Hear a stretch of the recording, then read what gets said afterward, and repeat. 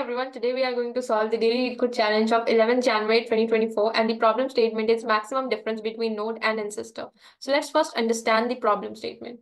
So according to the problem statement, we have been given a binary tree and we have to find out the maximum difference between node and its ancestor. So let's first understand what an ancestor is. So if I'm present at this node 7, then what are the ancestors of 7? The ancestors of 7 would be 6, 3, and 8. That is, it would be the parent of 7, which is 6, and the parent of 6, which is 3, and the parent of 3, which is 8. Okay. Similarly, if I'll ask you that what are the ancestors of 13, then it would be 13's parent 14, 14's parent 10, and 10's parent 8. Right? Now let's see how we can solve this problem. So what we can do is we can find all the ancestors for each node. So let's first find the ancestor for each node. So what are the ancestors of 3? The ancestors of 3 is nothing but 8. Now what are the ancestors of 1? The ancestor of 1 is 1's parent, which is 3, and 3's parent, which is 8.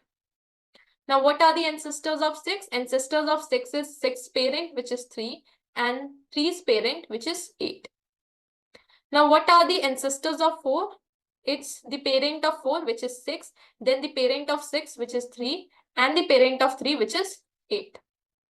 Similarly, what are the ancestors of 7? It's the parent of 7, which is 6, the parent of 6, which is 3, and the parent of 3, which is 8. Now, what are the ancestors of 10? It's 8. What are the ancestors of 14? It's 10 and 8. Similarly, the ancestors of 13 is 13's parent, which is 14, 14's parent, which is 10, and the parent of 10, which is 8. Now that we have found out all the ancestors for each of the node, what we can do is we can find the difference between each node and its ancestor. So what we'll do is, since 8 is the root node, right? So we don't have any ancestor for the root node, so we don't need to make any check for it. So coming to this 3, what we'll do is we'll find the absolute difference between 3 and 8. So here it should be the absolute difference, right? It should be the absolute difference. So absolute difference between 3 and 8 is 5. Similarly, the difference between 1 and 3 is 2. And the absolute difference between 1 and 8 is 7. Similarly, the absolute difference between 4 and 6 is 2. Between 4 and 3 is 1. Between 4 and 8 is 4. Now, the absolute difference between 7 and 6 would be 1. Absolute difference between 7 and 3 would be 4. And between 7 and 8 would be 1. Now, the absolute difference between 6 and 3 would be 3. And 6 and 8 would be 2. Similarly, the absolute difference between 10 and 8 would be 2. Here, the absolute difference between 14 and 10 would be 4. And between 14 and 8 would be 6. And here the absolute difference between 13 and 14 is 1. Between 13 and 10 is 3. And between 13 and 8 is 5. Now, you can see that in the problem statement, we have been asked to find the max difference between the node and its ancestor. We have found out all the ancestor and we have found out the difference between the node and the ancestor. Now, we are only left to find that what is the maximum difference, right? So, we have to find the max among this 5, 2, 7, 2, 1, 4, 1, 4, 1, this 3, 2, 2, 6, 4, 1, 3, 5. So what's the max among them? So the max difference among them is 7. So 7 is the answer, right? So this is the approach which we would be following. Now the question arises, how are we going to find these ancestors, right? How are we going to find these ancestors for each of the node? So let's see. As you all can see that 8 is the root node, right? So we won't have any ancestor or parent for the root node. So there is no point of trying to find its ancestor, right? So what we'll do is we'll first find the ancestors of all the nodes present in our left subtree. That is, we'll find the ancestor for 3, 1, 6, 4, 7. Okay. After that, we will find out all the ancestors for the elements or for the nodes present in my right subtree. Fine. So let's first find the ancestors for all the nodes of my left subtree. So initially we will have 3, 8 and an empty array. So what this 3 denotes? 3 denotes the current node. Current node. this 8 represents the parent. So here you can see that we have 3 and the parent of 3 is 8, right? So 3 is our current node, 8 is our parent, and this empty array represents list of all the ancestors, right?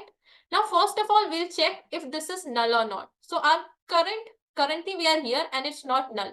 So what we will do is, we will add the parent of this 3. We'll add the parent of this 3, which is 8, to the ancestors. So we will add 8 to the ancestors. And we will use a hash map. In this hash map, we will keep track of the ancestors for each of the node, right? So once we have added this 8 to the ancestors, we will store 3 and its corresponding ancestor in the hash map. Now what we'll do, we'll make a call to its left child. So we'll come over here. So what is the current node? Now our current node is 1. What's its parent? Its parent is 3. And our ancestor array has a 8 in it. Fine.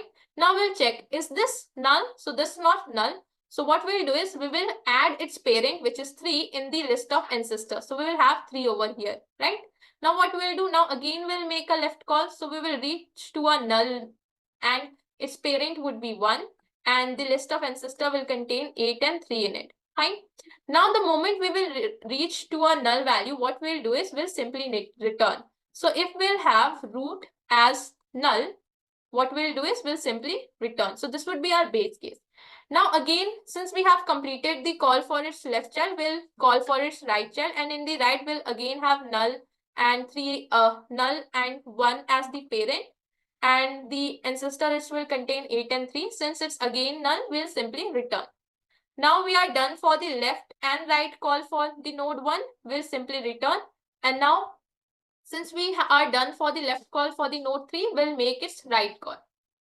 So when we'll make a right call for node 3, we'll come to node 6. So we are at 6 and its parent would be 3 and our ancestor array will contain a 8 in it. Now we will check, is this null? So this is not null. So what we'll do is, we will add the parent of 6 to the ancestors list. So we will have 3 over here, right? Now we'll make a call for its left child. So what we'll have here is 4 and the parent would be 6 and the ancestor list will contain 8, 3. Okay, now again we'll check, is this null? So this is not null. So what we'll do is, we will add its parent to the list. So we'll have 6 over here and we'll make a left call. Now the moment we'll make a left call from this 4, we'll reach null. So as you can see that the moment we'll make a left call from 4, it's null. So we'll simply return. Simply its right side will also contain a null. So we'll simply return. Now that we are done with the left call for 6, we'll make a right call. So here we will have 7 and its parent would be 6 and the ancestor array will contain 8, 3. Now again I'll check, is this null? So this is not null. So what I'll do is, I'll add its parent, which is 6, to the ancestors list. So I'll have 6 over here. Now I'll make call for its left child. So the left child of 7 is null. So what we'll do, since it's null, we'll simply return. Again we'll make a call for its right child, which is also null. So we'll simply return. Now we are done for the right call of this 6 as well. So we'll return. Now we are done with the left as well as right call for this node 3 and we'll return. Now you'll find that we have found out the ancestors for each of the node, right? Let's see. What's the ancestor of this 3? The ancestor of this 3 is 8. See, corresponding to this 3, we have 8, right? Now what's the ancestor of this 1? It's having 3 and 8 as ancestor. So for 1, we have 3 and 8 as ancestor, right? Now for 6, we are having 3 and 8 as ancestor. So for 6, we are having 3 and 8 as ancestors. Similarly, for 4, 6, 3 and 8 are the ancestor. So let's see over here. For 4, 6, 3 and 8 are the ancestor. Similarly, for 7, 6, 3 and 8 are the ancestor. So here we can see that for 7, we are having 6, 3 and 8 as the ancestor. Now we have completely found out all the ancestors for each of the nodes of my left subtree. So you can do the same to find out all the ancestors for all the nodes of my right subtree. And after that, what you can do is, you can simply find out the difference between each of the nodes and their ancestors. And by doing so, you can also find the max difference, right? Now let's quickly implement this. So first of all, we'll require a hash map. So let's declare an unordered map. It would be of type tree node, comma, vector int. Let's call this as ancestors. Fine. So what this hash map will do is, it will keep track of each of the node and its corresponding ancestors. Say for example, it will store 3 and its corresponding ancestors as 8. Similarly, it will store 1 and its corresponding ancestor would be a vector containing 3 and 8 and so on, right? Additionally, we need another vector which will be of type int, and let's name it as current. What this current will do is it will keep track of the ancestor for our current node, right? Like this is the current, fine. And here would be our hash map in which we'll be storing the ancestors for each of the node. Now, after that, what we have to do, we have to find ancestors for the left subtree, and we'll pass the root over here, current and ancestor.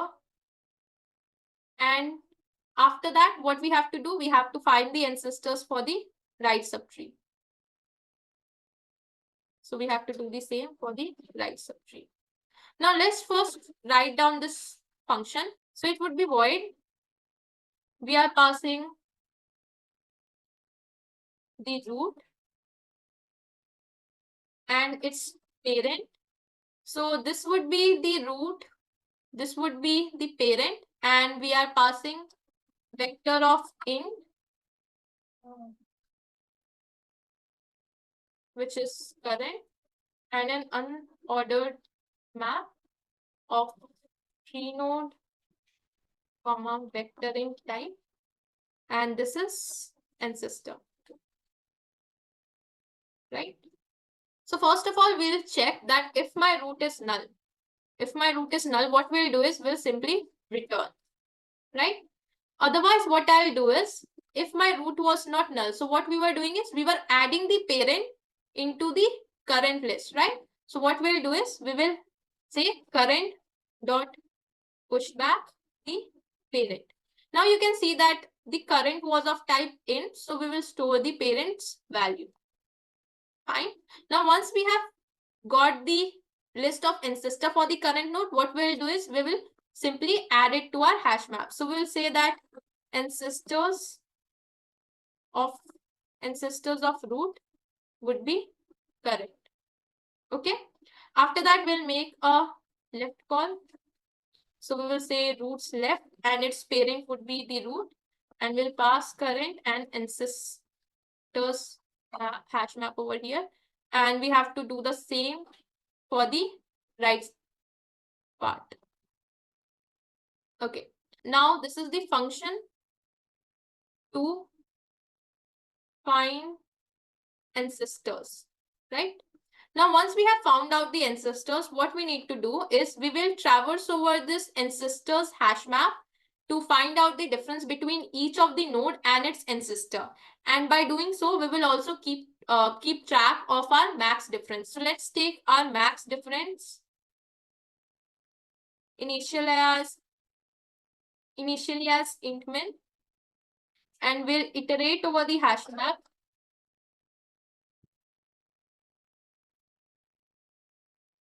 And we'll get the current node.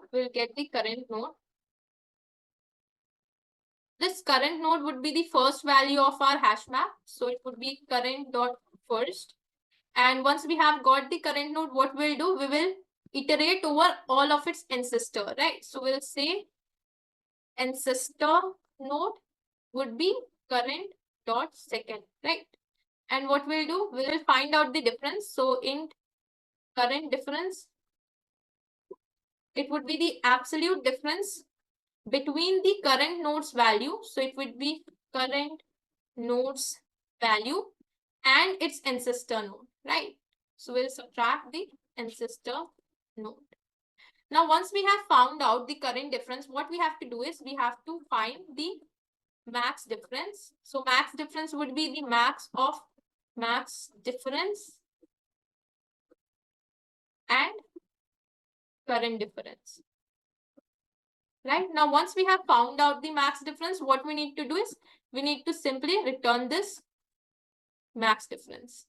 So let's run this code. So it's giving us the correct answer. Let's submit it.